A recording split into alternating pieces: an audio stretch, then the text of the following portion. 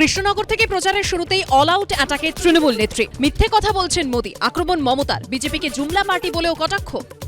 যাদের ইলেকশন তারাই নিজেদের জেতাবার জন্য জিতবে না, বাংলায় গো হারাবে, এই কথাটা লিখে নিন। বিজেপি বলছে ৩,০০০ টাকা করে দেবে, আগে ১০০ টাকা দিয়ে দেখা। কৃষ্ণনগরের সভা থেকে চ্যালেঞ্জ মমতার। দেয়াল লিখছে লক্ষ্মীর ভান্ডার দেবো ৩,০০০, আমি বলি আগে ১০০ দিয়ে দেখা। দিসনি কেন এতদিন?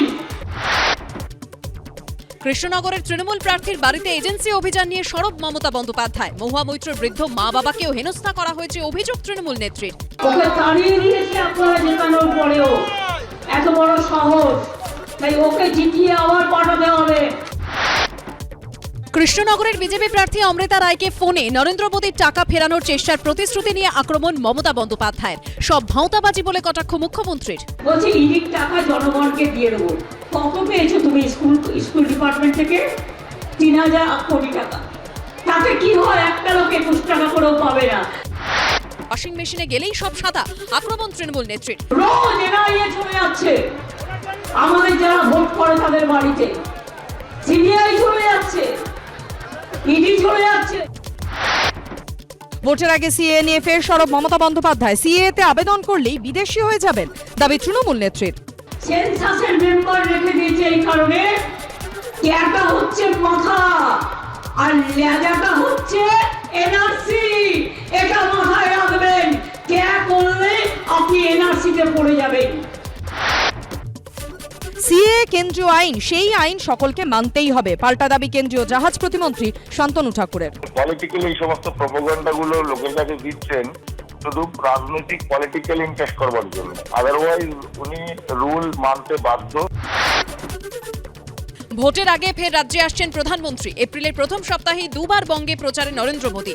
৪ এপ্রিল কোচবিহারে সভা প্রধানমন্ত্রী। ৭ এপ্রিল জলপাইগুড়ি ও বালুরঘাটে সভা নরেন্দ্র মোদীর। ভোটের আগে দুজন বিরোধী দলের মুখ্যমন্ত্রীকে গ্রেফতার। ম্যাচ ফিক্সিং করে ভোটে জিততে চাইছে বিজেপি। জিতলে সংবিধান বদলে দেবে, দেশে আগুন জ্বলবে, হুঙ্কার রাহুলের, পাল্টা কটাক্ষ বিজেপির। বিজেপির নির্বাচনী ইস্তেহার কমিটিতে নেই বাংলার কোনো নেতা। গেরুয়া শিবিরকে কটাক্ষ করে এক্স হ্যান্ডেলে পোস্ট কুণাল ঘোষের। তৃণমূলের রাজ্য সাধারণ সম্পাদক পোস্টে লিখেছেন, বিজেপির নির্বাচনী ইস্তেহার কমিটিতে বাংলার কেউ নেই, অপূর্ব। পাল্টা তৃণমূলকে কটাক্ষ করেছেন বিজেপির রাজ্য সভাপতি সুকান্ত মজুমদার।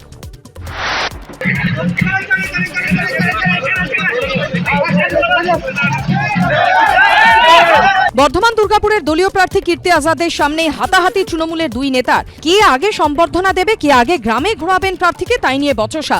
দলের নেতাদের কীর্তি দেখে বসে পড়েন বর্ধমান দুর্গাপুরের তৃণমূল প্রার্থী। ফের প্রচারে গিয়ে বিতর্কে জড়ালেন বর্ধমান দুর্গাপুরের বিজেপি প্রার্থী দিলীপ ঘোষ।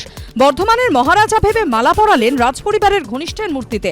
প্রচারে গিয়ে দিলীপ ঘোষের এই শ্রদ্ধা জ্ঞাপন ঘিরে তৈরি হয়েছে বিতর্ক। নির্বাচন কমিশন এবং দলের শোকজের পরেও দিলীপ ঘোষ আছেন দিলীপ ঘোষেই। ফের মুখ্যমন্ত্রীকে তীর্যক কটাক্ষ বর্ধমান দুর্গাপুরের বিজেপি প্রার্থীর। উনি প্রচারে এতদিন নামেননি কেন সেটা তো জিজ্ঞেস করুন। আর মাথার ওই স্টিকারটা কবে খুলবেন? ভোটের শেষ হওয়ার আগে না ভোটের পরে খুলবেন, এটাও বলে দিন।